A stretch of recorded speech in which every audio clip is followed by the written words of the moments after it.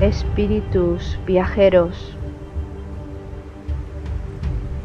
os damos la bienvenida y os invitamos a uniros a esta caravana espiritual.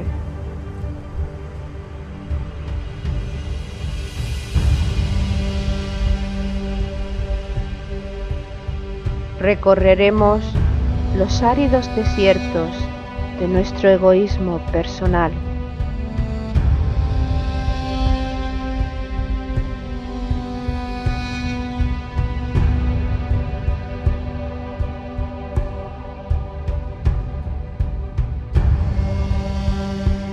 Navegaremos sobre las aguas de los mares y océanos creados por nuestras emociones.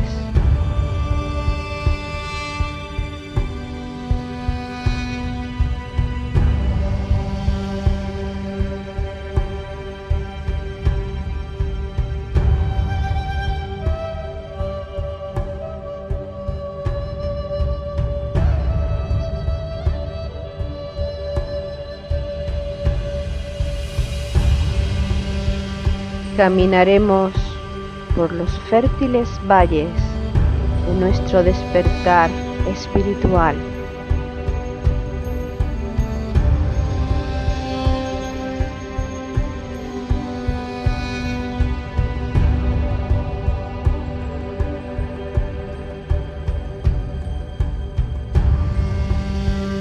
Iniciaremos el ascenso a la montaña sagrada, la morada de nuestro espíritu.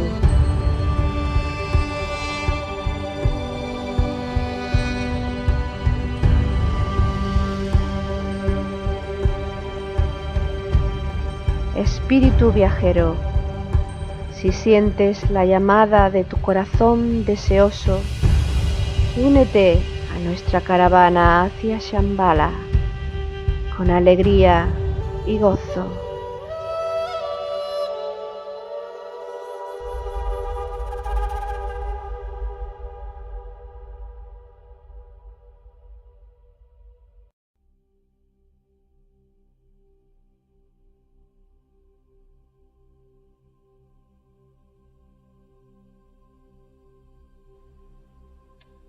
No se turbe vuestro corazón. ¿Creéis en Dios? Creed también en mí. Yo soy el camino, la verdad y la vida. El que me ha visto a mí, ha visto al Padre. El Padre que permanece en mí es el que realiza las obras.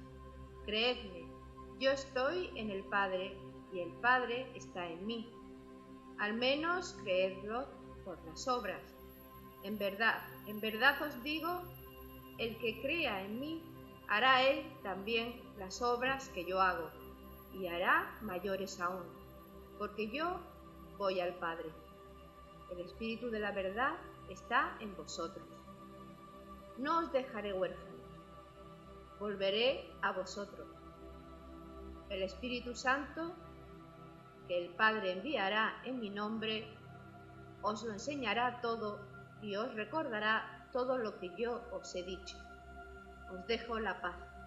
Mi paz os doy. No os la doy como la da el mundo.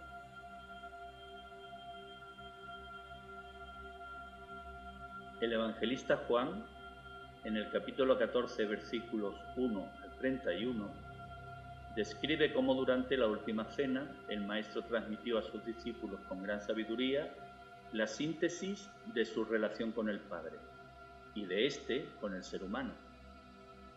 Cristo está en el Padre y el Padre está en Cristo y se manifiesta a través de sus obras. Creer en Cristo nos permitirá hacer incluso mayores obras que Él, ya que el Espíritu de la verdad está en nosotros. Si creemos en Él, nos convertiremos en uno de los 12 y recibiremos al Espíritu Santo, que nos lo enseñará todo. Viviremos en paz, con esa paz que Él nos da, porque Él es el camino, la verdad y la vida.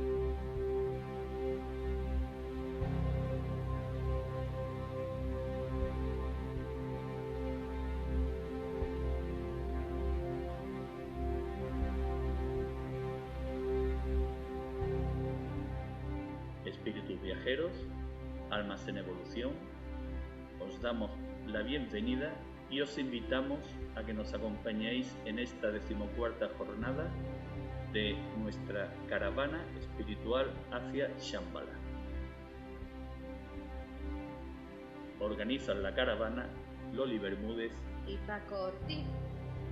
Deleitan nuestros oídos las sinfonías musicales compuestas por Jesús Aragón y Juan Carlos García. Enriquecen nuestro conocimiento los comentarios de Ana Castro y Jesús Jurado. Os damos la bienvenida, Ana, Jesús, y os agradecemos el que permanezcáis fieles a la caravana una jornada más. Pues gracias a vosotros, organizadores, y efectivamente aquí estamos un día más para compartir con todos los que nos quieran acompañar. Pues como dice nuestra compañera Ana Castro, ya habéis dicho vosotros, una jornada más en el camino hacia Shambhala. Jornada a la que le hemos puesto por título Cristo, palabras de sabiduría. Y consideramos que es bastante apropiada, puesto que Cristo durante toda su evangelización pronunció palabras que no procedían de él, procedían del Padre. Al igual que las obras que él realizaba, las realizaba en nombre del Padre, porque era el Padre quien estaba en él. Sobre sus enseñanzas y sus palabras de sabiduría hemos venido hablando en jornadas anteriores. Ya hicimos mención a que durante su primer acto realizado como Cristo, acto público en la boda de Canaán, le dirigió a su madre unas palabras bastante extrañas a los oídos de quienes las oyeron. ¿Qué tengo yo contigo, mujer? Todavía no ha llegado mi hora. La sabiduría de estas palabras radicaba en transmitir que cada acción tiene su lugar y su momento adecuado, sobre todo cuando hablamos de aspectos espirituales. A continuación, pocos días después, realizó el Sermón de la Montaña, en el que Cristo transmitió las bienaventuranzas, en las que explicó a todos los seres humanos, a todos aquellos que querían oír en aquel momento y que quieren oír en este momento actual sus palabras, transmitió cuál debe ser la forma de ser de cada ser humano, la forma en la que nos debemos conducir en la vida. Y a continuación, en este programa, pues iremos analizando esas pequeñas frases que a lo largo de su evangelización él fue pronunciando y que encierran una gran enseñanza. Comenzamos con la primera, una frase a la que posiblemente se le haya dado una interpretación errónea. Si alguien te da una bofetada en la mejilla derecha, preséntale la izquierda. En realidad deberemos entender con esta expresión del Maestro que tenemos la oportunidad de salirnos del mundo de la dualidad. Si reaccionamos en contra de esa acción, estamos viviendo la dualidad. Si dejamos que la dualidad se manifieste en la otra persona y nosotros hacemos el punto neutro, superaremos la dualidad. Yo también diría en estas palabras que efectivamente en espiritualidad, y como todos sabemos, todo es simbólico. Y realmente, pues, en espiritualidad que intentamos profundizar en la raíz de cada palabra, de cada símbolo, de cada hecho, pues el poner la otra mejilla, yo creo que también puede decirnos la cantidad de dificultades que tenemos que pasar en el camino, de obstáculos que tenemos que superar, y que efectivamente muchos de esos obstáculos, muchas de esas actitudes que a lo mejor tengamos y que tengan con nosotros, nos van a resultar incomprensibles. Y que no tenemos que alterarnos, no es que tengamos que poner la otra mejilla literalmente, sino que tenemos que seguir adelante cumpliendo con nuestro deber. Sed perfectos como vuestro Padre Celestial es perfecto. Hemos de hacer lo posible y lo imposible cada día por vivenciar en nuestro ámbito laboral, social, humano, el camino de la perfección. Hemos de ser plenamente responsables de todo aquello que hacemos. Por lo tanto, hemos de ser plenamente conscientes de lo que hacemos. Todo el mundo hemos oído y decimos con frecuencia lo de llegar a ser perfecto. En algunas ocasiones yo he oído decir a compañeros nuestros, bueno, un poquito perfecto si no llegamos a la perfección total.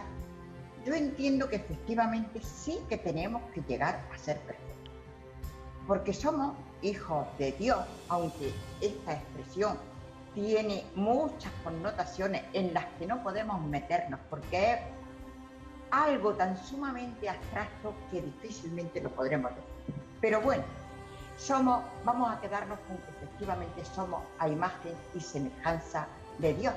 Si Dios, el creador, el hacedor de todo, es perfecto y nosotros somos a su imagen y semejanza y somos unidad, tenemos que hacer que esa unidad sea perfecta.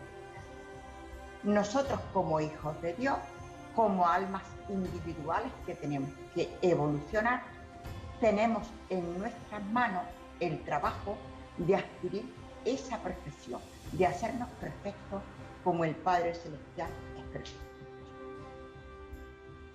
Cuando des limosna, que tu mano izquierda no sepa lo que hace tu mano derecha. Entiendo que cuando damos limosna, cuando actuamos de manera espontánea, la mente, que tiene dos caras, la que mira hacia el mundo de la materia, la mente concreta, y la que mira hacia el mundo arquetípico, la de la mente concreta no debe estar activa. ¿Por qué? Porque entonces encontraremos mil y una razón, argumentos para no dar limosna, para no ser desprendidos. Si actuamos por este impulso regenerador de la mente superior, por esta intuición del corazón, evidentemente cumpliremos con nuestro propósito, ayudar a los demás. Ayudar a los demás sin hacernos propaganda y sin sentirnos orgullosos de nosotros, sino simplemente que hemos cumplido con nuestro deber. No acumuléis tesoros en la tierra, acumulad tesoros en el cielo, ya que allí donde está tu tesoro, también estará tu corazón. Aquí el nazareno hace una clara distinción entre tesoros materiales y tesoros espirituales. Lo hace con la intención de que sus discípulos aprendan a discriminar y muy especialmente aprendan a desprenderse de todo aquello que tanto valoran, como el conocimiento, la información, el poder, y empiecen a pensar en la inseguridad, en un vacío absoluto y sobre todo en una vida de síntesis profundamente arraigada en la conciencia. Y también creo yo que aquí se hace una referencia implícita a que detectemos los espejismos. Hablamos mucho de los espejismos y yo recuerdo etapas en las que compañeros y yo misma también, pues me costaba trabajo entender lo que era un espejismo. Ahora mismo creo tener una idea más o menos clara, seguramente se podrá perfeccionar, pero yo ahora mismo entiendo que los espejismos, que son todo lo material, el espejismo es todo lo que no es eterno, y sin embargo nosotros qué ilusión y qué entusiasmo ponemos en todo lo que no es eterno, en todo lo que son espejismos, todo lo que se acaba y no tiene continuidad, lo material. Buscad primero el reino de Dios y su justicia, y todo lo demás se os dará por añadidura. Pongámonos en el punto de vista y de trabajo de la conciencia más elevado posible, y desde allí veremos todos los tesoros, todos los misterios revelados que el Creador tiene para nosotros.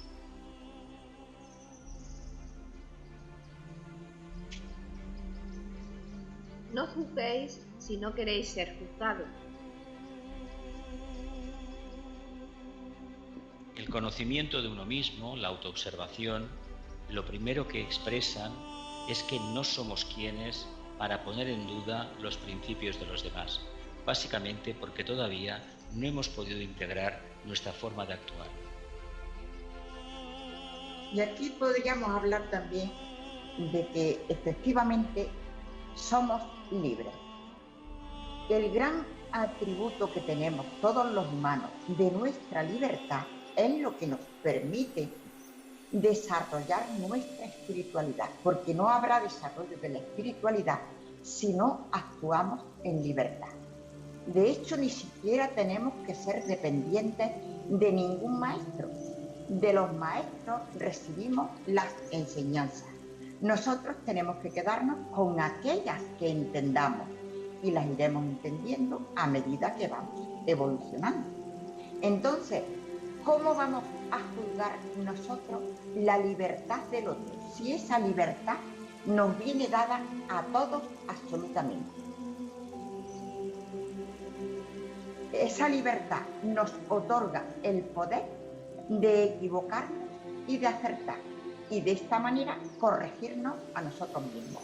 Luego yo creo que es algo absolutamente lógico, pero que con muchísima frecuencia nos atrevemos a juzgarnos unos a otros. Ves la paja en el ojo ajeno y no la viga que está en el tuyo. Algo que hacemos todos, incluido quien habla. Es una característica de la mente concreta. Creer que uno, porque tiene a lo mejor un poder mental más definido, puede criticar, puede analizar, pero en el fondo es una herejía de separatividad infinita, ver solamente las limitaciones en los demás, por pequeñas que éstas sean, y no darse cuenta que uno vive en un auténtico espejismo de superioridad.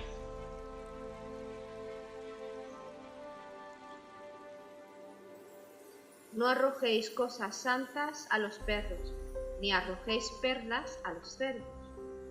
No debemos considerar perros y cerdos como algo despectivo. No, son niveles de conciencia. Entonces, cuando anhelemos compartir con los demás, primeramente midamos la capacidad de aceptación que puedan tener nuestras palabras. Si no vemos a través de los actos a una persona santa, ahorrémonos el tema de dar a conocer ciertas capacidades o ciertos estados de conciencia superiores. Pero es bueno hacer hincapié en que nadie se crea que eso es una expresión despectiva, que hay personas que creen que cuando se utiliza esta expresión, que es de la Biblia, no arrojéis perlas a los cerdos, es que se está menospreciando. No se menosprecia absolutamente a nadie. Únicamente para todo hemos de estar preparados. Y el que habla, el que da algo, el que comparte, a veces no tiene que esforzarse en exceso si ve que la capacidad del otro no lo va a entender. No pasa nada. Si nadie somos ni más ni menos, pasamos todos por distintos niveles evolutivos y los tenemos que pasar todos absolutamente. A continuación, una frase muy corta que pronunció el Nazareno y que expresa con magistral sabiduría la síntesis de la búsqueda espiritual. Pedid y se os dará, buscad y encontraréis, llamad y se os abrirá. Todo buscador de la luz, todo buscador de la esencia ígnea debe ser osado, debe ser diligente, debe ser resolutivo. Por lo tanto, ha de pedir, ha de buscar, ha de llamar a la puerta de la conciencia superior. Ha de ser valiente, en definitiva. Yo también creo una cosa, que en esta frase de pedir y se os dará, buscad y encontraréis, llamad y se os abrirá, está implícita la ley de atracción. Y hemos de tener mucho cuidado, porque se nos puede conceder lo que pedimos. Pero si esas peticiones no contemplan la ley divina, podemos estar generando karma que antes o después se nos va a pasar la cuenta. A veces hay muchas personas, hay muchos compañeros que hablan de determinadas que podemos pedir todo y si de verdad lo pedimos con entusiasmo, con fuerza, se consigue. Ahora bien, habría que preguntarnos también, ¿esa petición está conforme a la ley? esa petición es un interés particular del que lo pide, un interés de la personalidad, o es una petición dirigida al bien común. Si no está dirigida al bien común, no está contemplando la ley divina. La petición se puede cumplir, pero indiscutiblemente algún día llegará el karma. Por sus frutos los conoceréis.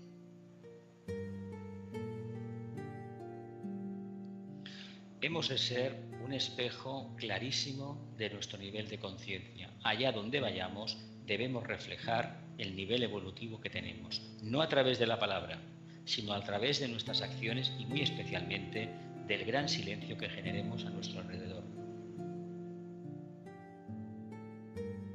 Y yo creo que el nivel de conciencia se nos manifiesta aún sin querer, porque a veces se puede, normalmente se quiere aparentar que tenemos un nivel de conciencia más elevado del que tenemos. Y yo creo que la sabiduría divina es tan grande que aun cuando queremos disimular y aparentar que somos mejores de lo que somos, hay por ahí algún detalle que nos manifiesta tal y como realmente somos.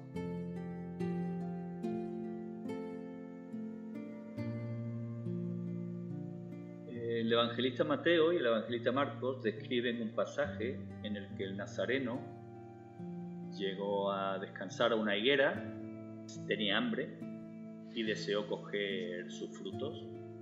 La higuera no tenía frutos y la reacción del nazareno fue la siguiente: Que jamás nazca fruto de ti. Y la higuera se secó. Cuando hay una actitud negativa en la vida y se vive en ella, en esa actitud negativa, es mejor que no haya ningún fruto negativo. Mientras no se haga un proceso de transformación, de renunciación, de transfiguración, es mejor no dar frutos. Y yo creo que también se nos está diciendo en este pasaje que no desperdiciemos los talentos que se nos entregan, que se nos dan los talentos para multiplicarlos y para compartirlos, porque si no lo hacemos así, actuará la ley del karma, que no es ningún castigo en absoluto, sino es una respuesta a nuestros actos, y efectivamente podemos hacer un daño que ni siquiera nos esperamos, el primero para nosotros mismos. Básicamente parece que viene a decir que nosotros somos la higuera y que en las múltiples circunstancias de la vida se presentan a nosotros múltiples maestros. Si no somos capaces de reconocer esa maestría, esa ayuda que Él nos transmite, habremos dejado pasar la oportunidad y habrá que esperar a que nos convertamos en una nueva higuera. Mateo y Lucas describen otro pasaje que puede parecer extraño, aquel en el que Jesús, Cristo, el Nazareno, estaba rodeado de seguidores y les invitó a que le siguiesen. Y parece ser que uno de ellos, o varios de ellos, le hicieron una petición, si podían ir un poquito más tarde porque tenían que enterrar a un muerto. ¿Qué dijo Jesús?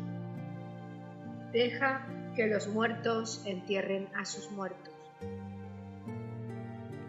De hecho, la revelación del arquetipo de la conciencia crística, atribuido al Nazareno, tiene que ver con las cosas vivas. Por lo tanto, no podremos alcanzar el esplendor de la conciencia crística si estamos interesados en cosas ya caducas. No en el sentido literal de que no fueran a un entierro, no viene por ahí, sino que su conciencia no estuviera en las cosas caducas.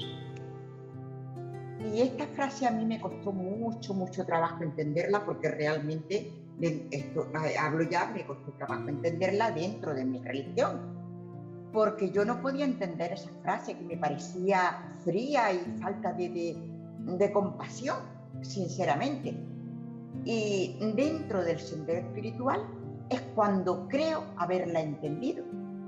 Y quiere decir, entiendo yo, que no perdamos el tiempo, efectivamente, como ha dicho Jesús, con lo que ya no tiene vida, con esa materia que ha quedado aquí ya sin vida.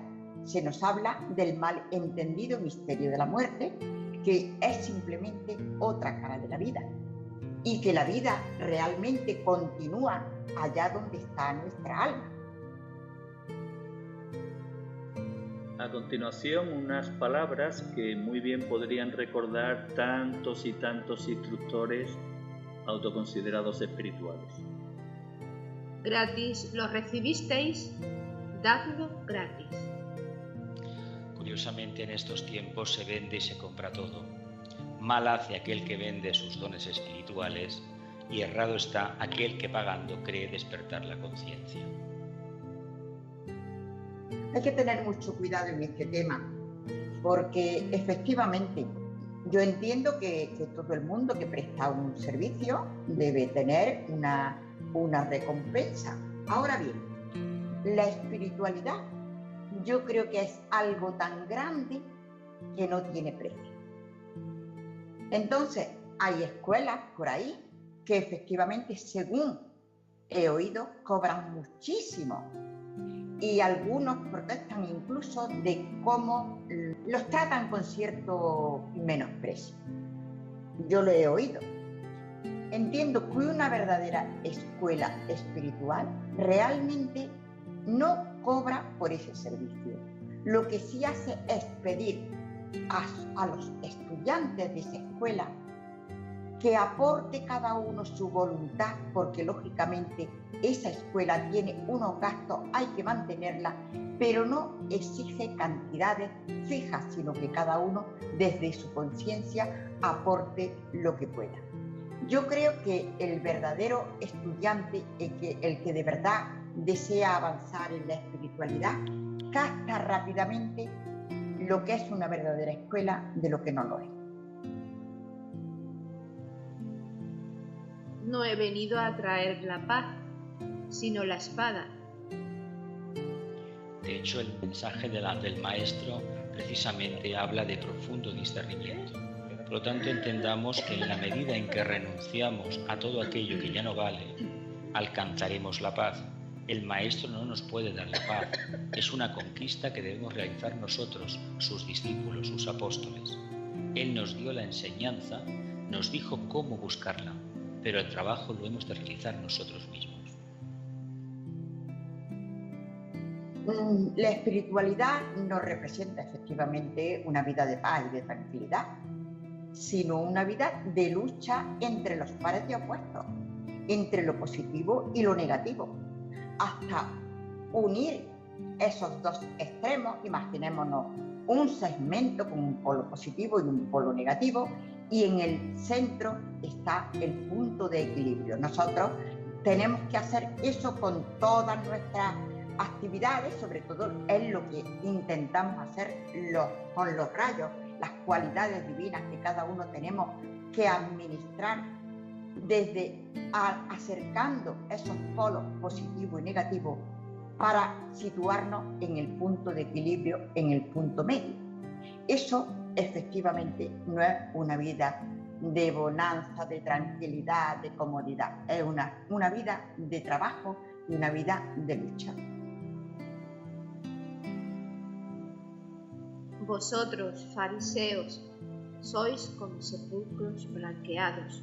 Esta frase te la he oído pronunciar yo a ti, Jesús, en varias ocasiones.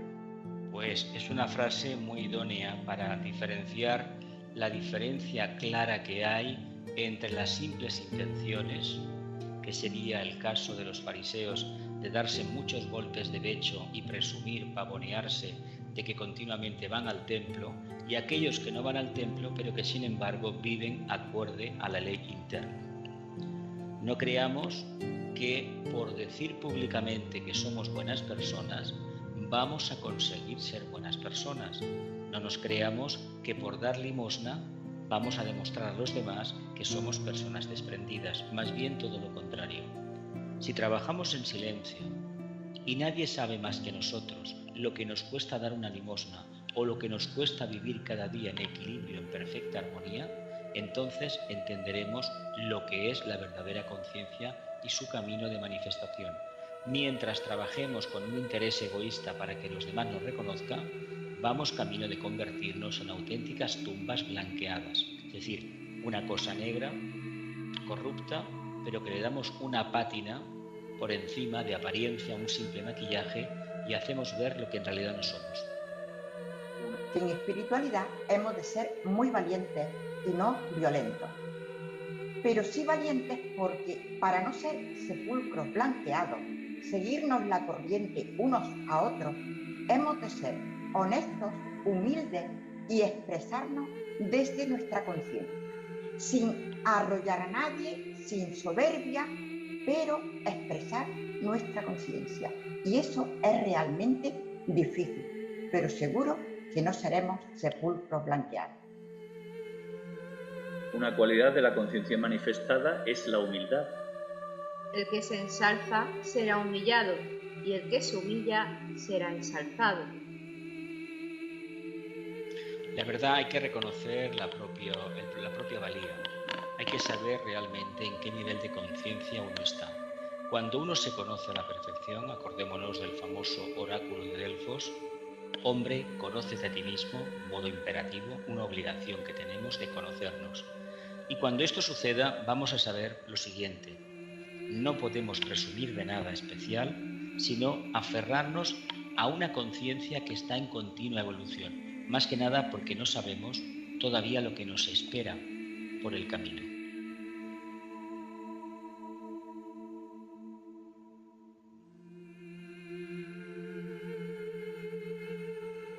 Nada hay fuera del hombre que entrando en él pueda contaminarlo. Lo que sale del hombre es lo que contamina al hombre. Hay que decir que la llave está por dentro, por lo tanto somos nosotros los que abrimos, los que exhalamos pensamientos, emociones, palabras tóxicas, los que enrarecemos los ambientes espirituales del planeta. Y para hacerlo medio correctamente, tenemos que desarrollar nuestra conciencia, hacerla fuerte, y todo lo podremos resistir. Nuestra fortaleza está en nuestra alma, en nuestra conciencia, y quien a Dios tiene, nada le falta. Tus pecados te son perdonados. Debemos entender que en el camino de la perfección hay una etapa bastante larga, en la cual las pequeñas dificultades necesitan un continuo reajuste. El tema del perdón merece un análisis aparte, pero entendamos que si estamos activos y tenemos la capacidad de adaptarnos continuamente a las circunstancias y aún así mantener esta verticalidad, este contacto con la conciencia superior, no nos preocupemos de las pequeñas limitaciones y de los pequeños errores que por el camino vamos a ir cometiendo. Lo importante es que estemos activos, que sigamos trabajando en nuestro noble propósito de identificarnos con ese arquetipo mayor, la conciencia crística.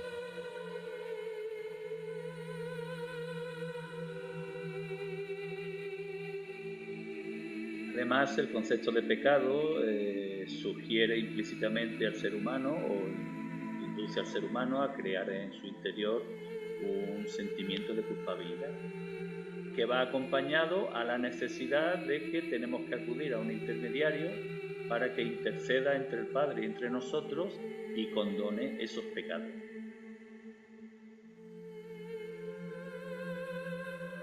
Por eso yo creo que la palabra pecado realmente las palabras bíblicas, que no sabemos cuántas traducciones habrán tenido, a lo mejor no es ni siquiera la exacta, pero en cualquiera de los casos, todas esas palabras en espiritualidad deben tener un significado lo más correcto posible. Entonces, realmente, si no hay evolución sin involución, el concepto pecado estaría en la involución, en esa introducción en la materia, en lo más denso, Y no creo que sea pecado, porque eso forma parte de la evolución. Y lo del perdón, yo creo que realmente si nuestro fin es amar, yo no tengo que perdonar a nadie si previamente ni he juzgado ni he condenado. Simplemente habré comprendido a mi hermano y no me habré atrevido a analizar ese fallo, esa falta, ese posible error. Dejad que los niños se acerquen a mí, ya que el reino de los cielos es para los que se asemejan a ellos. Entiendo que se refiere para aquellas almas que están despertando a la luz, no que los niños como los entendemos habitualmente, esos seres humanos de pequeñitos, de pocos años, no, está referido a aquellas almas en cuerpos adultos que quieren acercarse a la casa del Padre.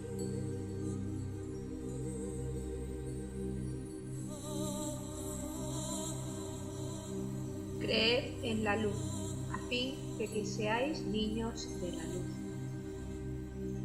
Que sean conciencias que están despertando precisamente a la luz y reconociendo que ellos y los demás, el grupo, toda la humanidad, son un solo punto de luz. Tenemos que descubrir la luz, nuestra esencia, que es nuestra verdadera vida.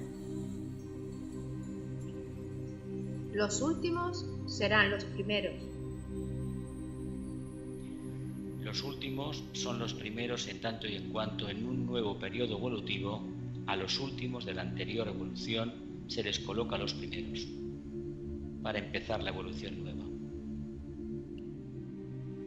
Pero incluso los últimos serán los primeros, nunca, yo creo que no se refiere aquí en la tierra, sino precisamente a los ojos de la luz, a los ojos de Dios, porque muchos seres grandiosos han pasado por la tierra, el mismo Jesús y el mismo Cristo, y sin embargo padecieron, fueron insultados, etc. Y sin embargo estaban uno y otro, cada uno en su nivel, en grandes niveles evolutivos.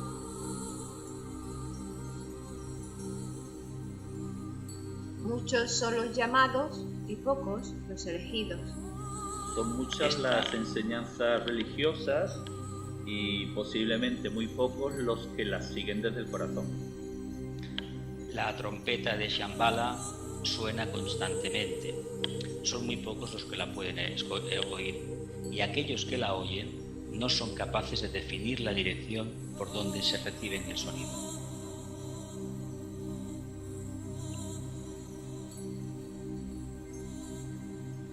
Bienaventurados aquellos siervos a quienes su Señor, cuando venga, halle velando.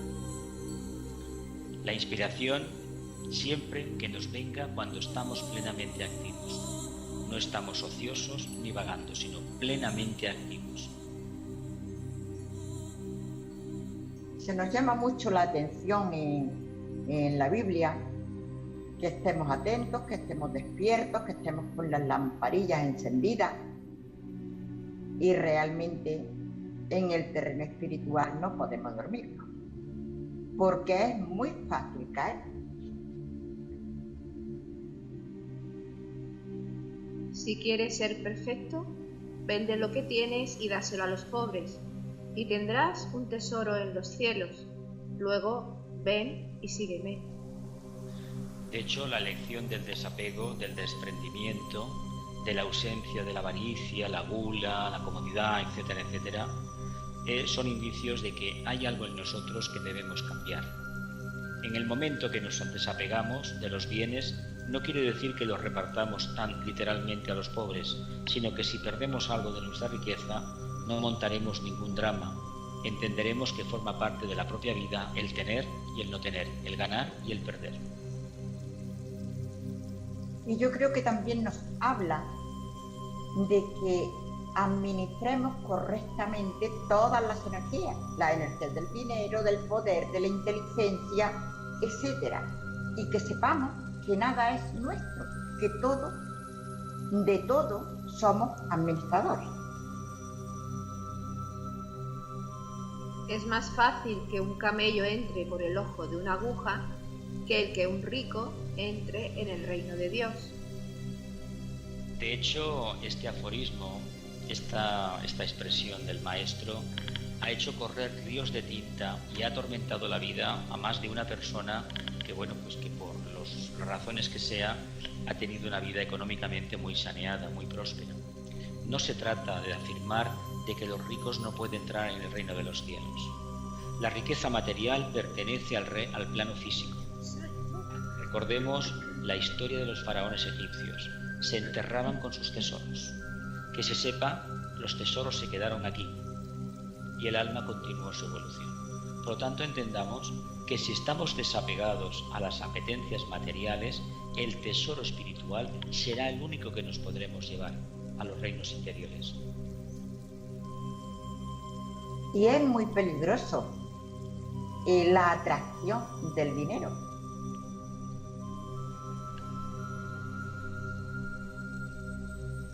A todo el que tiene se le dará, y al que no tiene, incluso lo que tiene, le será quitado. Volvemos al tema del apego. Si nos identificamos, por ejemplo, con un atillo de ropa o una caja de cartón que dormimos en la calle con ella, y nuestra vida depende de que si realmente perdemos la caja esta de cartón o el colchón que tenemos tirado debajo del puente, hacemos un drama, evidentemente ese colchón nos lo van a quitar. Porque demuestra que tenemos un apego irracional a algo completamente caduco. ¿Es necesario tenerlo durante un tiempo? Sí, evidentemente, pero no aboquemos toda nuestra conciencia a la posesión de ese objeto. Esto sirve igualmente para ciertas supuestas verdades filosóficas o religiosas, en tanto y en cuanto no se transmutan en realidades de conciencia. Es muy difícil llegar a estas conclusiones y estar convencidos de ellas, porque realmente, ¿qué es nuestro? Lo nuestro es exclusivamente nuestra conciencia, que la tenemos que cuidar, que desarrollar y que hacerla perfecta. Con lo cual, todo lo demás quedaría en un lugar secundario. Pero llegar a esta conclusión realmente es difícil y es la evolución la que nos va permitiendo llegar a estas conclusiones. Dad al César lo que es del César y a Dios lo que es de Dios. Nadie puede servir a los señores. No podéis servir a Dios y a las riquezas. Hemos de decantarnos por el mundo del alma y dejar de lado el mundo de la forma, de la personalidad, por muy hermosa, florida y placentera que ésta nos pudiera parecer. Siempre hemos de enfocar la conciencia hacia lo más espiritual, lo más sublime, lo más inmaterial.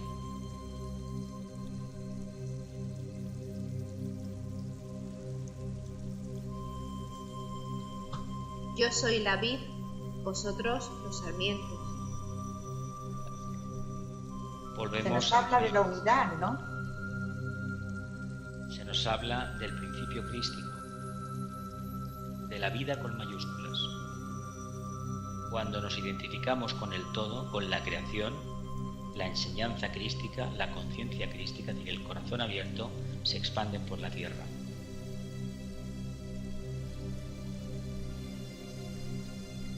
Si tenéis fe como un grano de mostaza, diréis a este monte, desplázate de aquí hacia allá, y se desplazará, y nada os será imposible. Precisamente no hemos de dudar nunca de la capacidad que tiene la abertura del corazón, la conciencia crística o el conocimiento perfecto de uno mismo. Y se refiere a los poderes del alma.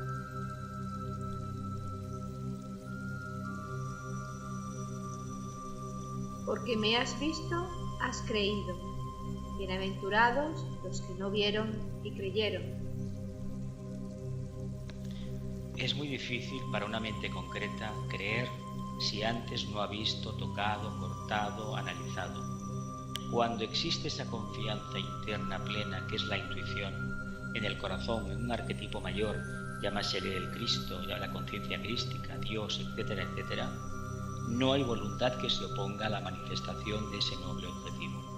Por lo tanto, debemos entender que la mente concreta nos puede ayudar, pero para ciertas decisiones hemos de prescindir de la mente concreta. Hemos de confiar en nuestro corazón, en la conciencia más intuitiva posible. Y cuando veamos a Dios en todo cuanto existe y a todos como a nuestros hermanos, nos habremos desarrollado en nuestra esencia. Estaremos viendo realmente lo que no vemos con los ojos físicos. Tú eres Pedro, y sobre esta piedra edificaré yo mi iglesia. Desde este punto de partida iré construyendo un mundo de acercamiento claro a la casa del Padre, e iré construyendo un camino, una antacarana, una nueva religión, un desarrollo de conciencia que te pondrá a los pies de la conciencia superior.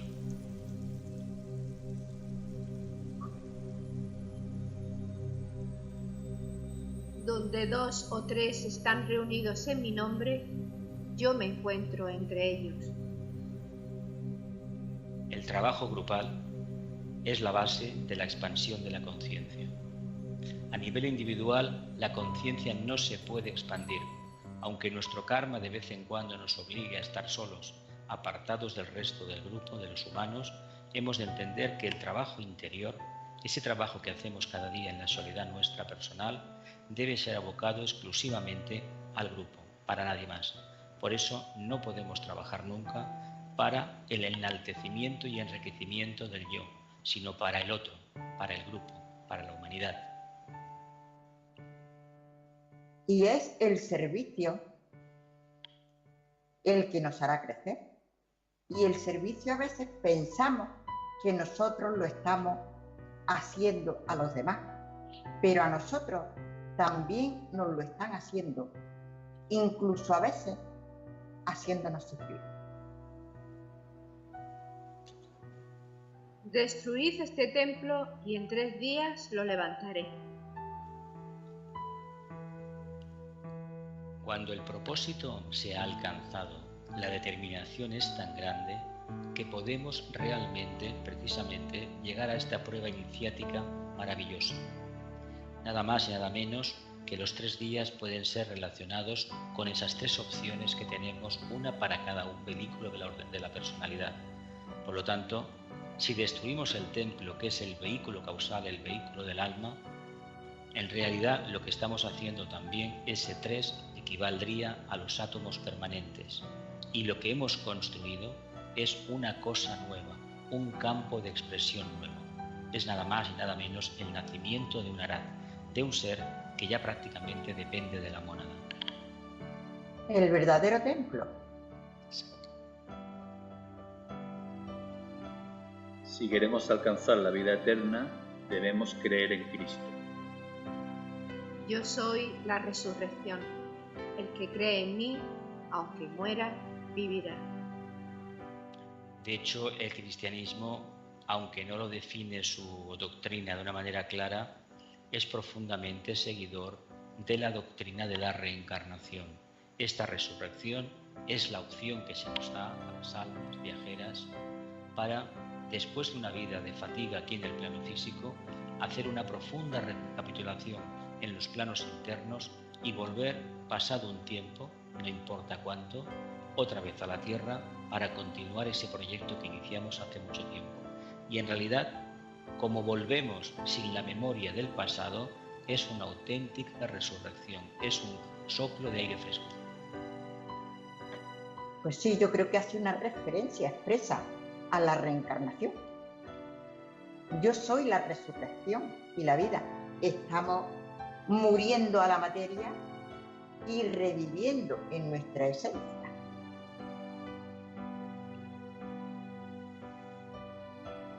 Yo soy el camino, la verdad y la vida.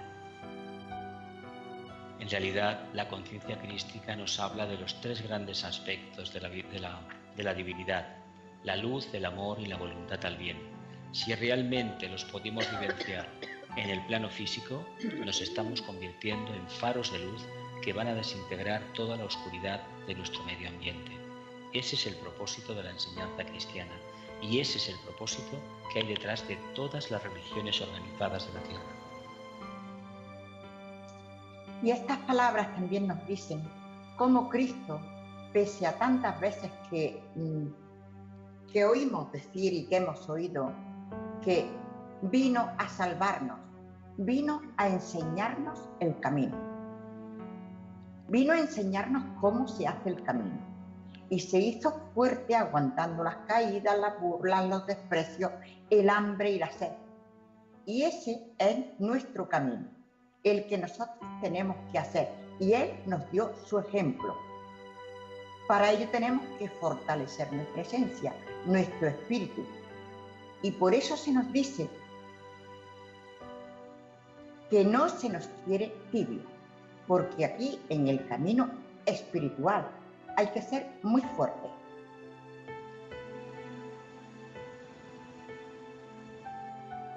Yo estoy en mi Padre y vosotros en mí y yo en vosotros. Si alguien me ama, guardará mi palabra y mi Padre le amará. El camino del despertar de la conciencia nos conduce al arquetipo de la voluntad al bien, al propósito, a la casa del Padre. Entendamos que el amor es esa energía que acaba estableciendo vínculos, puentes, relaciones con todo el reino humano y también con el reino animal, el reino vegetal y el reino mineral. Por lo tanto, si queremos ser ese faro, ese vigía que esté iluminando a los demás sin pedir nada a cambio, llegaremos al final a la casa del Padre. Y yo creo que nos está hablando de la unidad que somos y del gran fruto que vamos a conseguir como consecuencia de la perfección. Y el fruto que vamos a conseguir será el amor. No hay amor sin perfección. Por eso ese amor que el Padre nos tiene a nosotros y que todavía nosotros no hemos implantado en la tierra, es lo que permite el mundo de tantas injusticias en que vivimos. Algún día, ojalá que no tarde excesivamente, llegaremos a manifestar el amor. Os dejo la paz, os doy mi paz. No os la doy como el mundo la da. El Maestro, el Nazareno, el Cristo, el gran peregrino, irradiaba. Una profunda energía salía de su corazón, de su chakra cardíaco, y esa energía era capaz de resucitar a los muertos en el sentido no literal del término, sino de todos aquellos que estaban desorientados podían encontrar la luz. Incluso aquellos que tenían graves enfermedades podían sanar, porque su sola presencia tiene esa facultad transmutadora, esa facultad alquímica por excelencia.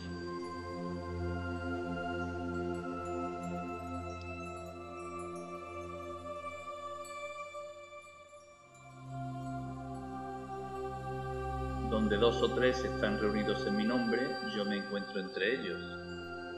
En este caso, somos 4 los que estamos manteniendo una agradable conversación en el nombre de Cristo, y son muchos los que, acompañando la caravana, participan de esta conversación.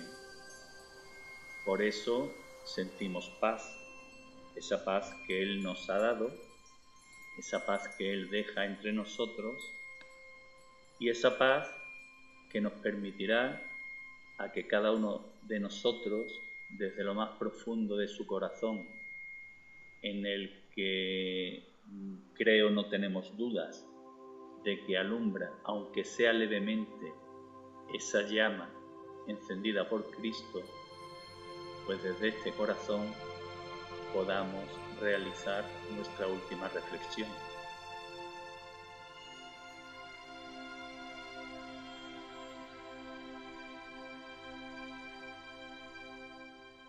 Es una gran oportunidad poder reflexionar sobre las bienaventuranzas, sobre estas frases mántricas que cuando se las mira, pasado el tiempo, cada vez se le encuentra un significado más profundo. Y todo este significado está relacionado con el despertar de la conciencia crística y su posterior asentamiento en el mundo de la forma. Por lo tanto, Cada vez que tocamos este tema con estas frases u otras parecidas del Evangelio o de cualquier texto de las grandes religiones del mundo, tenemos la oportunidad de establecer un vínculo directo con la casa del Padre, al tiempo que aquí en el plano físico, en el mundo donde nos desenvolvamos, nos convertimos en un punto de irradiación de la conciencia superior. Viene muy bien recordar que todos los textos sagrados no son textos con unas palabras que tengamos que aprendernos de memoria. Son textos que nos tienen que llevar a la reflexión, que nos tienen que llevar a extraer la enseñanza que contienen. Podremos equivocarnos y deducir unas conclusiones que no son las correctas, pero no importa, en la medida que vamos avanzando en el camino, que nos vamos esforzando, iremos corrigiendo esos errores y llegaremos al significado correcto de esos textos. Los maestros, los grandes maestros, nos aportan esas enseñanzas y con frecuencia esos más grandes maestros lo dejan entre líneas, no lo dicen expresamente, porque somos nosotros, cada uno de nosotros, los que tenemos que descubrir la enseñanza, los que tenemos que descubrir la verdad. Por eso, ante un mismo texto puede haber tantas versiones, y son las versiones de cada uno de esos niveles de conciencia. No pasa nada, simplemente lo bueno entiendo que debe ser exponer desde la conciencia con humildad, con respeto, y que eso le sirva o nos sirva a todos para seguir reflexionando y extraer nuestras propias conclusiones.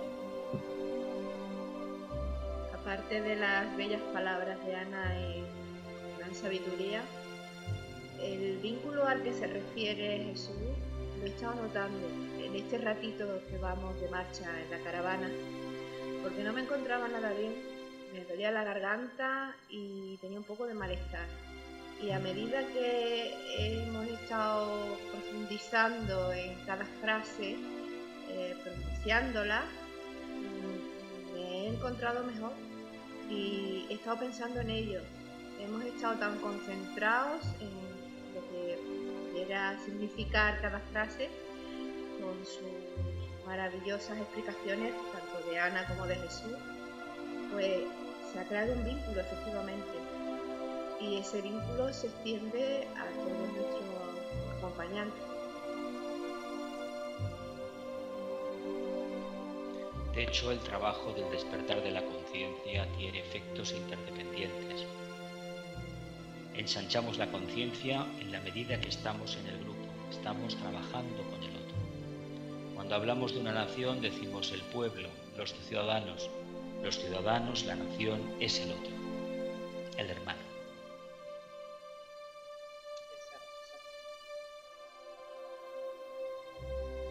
Cristo vino al mundo hace algo más de 2000 años para derribar los viejos ídolos, para modificar el concepto que de Dios tenía el ser humano, ese Dios opresor, irritable, ese Dios del Antiguo Testamento. Y nos dio el gran mensaje: Dios está en nuestro interior. Y es en nuestro interior y no en el templo donde debemos orar.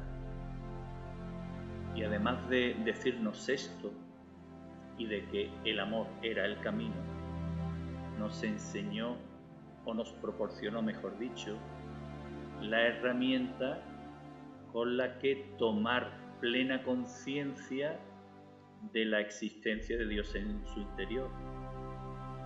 Transmitió a todos los seres humanos, no solo a los cristianos, el Padre Nuestro. Esa oración que cuando la pronunciamos con plena conciencia de la intencionalidad de sus palabras, de su contenido, realmente ejerce un efecto transmutador en el ser humano, y esa transmutación se va manifestando en el desarrollo del amor crístico, que evidentemente se va expandiendo de modo gradual, puesto que nos queda mucho camino por recorrer hasta llegar al nivel del gran Nazareno. En definitiva, Cristo nos enseñó que no necesitamos de intermediarios para llamar a la casa del Padre, para llamar a su puerta. Él está en nuestro interior, y a través de la purificación de nuestra personalidad, de hacernos en definitiva mejores personas de un modo consciente, tenemos la herramienta para alcanzar este nivel.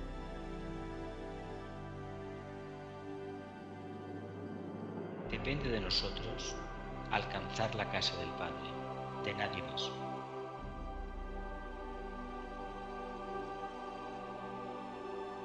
Espíritus viajeros, almas en evolución, hemos llegado al punto y final de esta maravillosa jornada.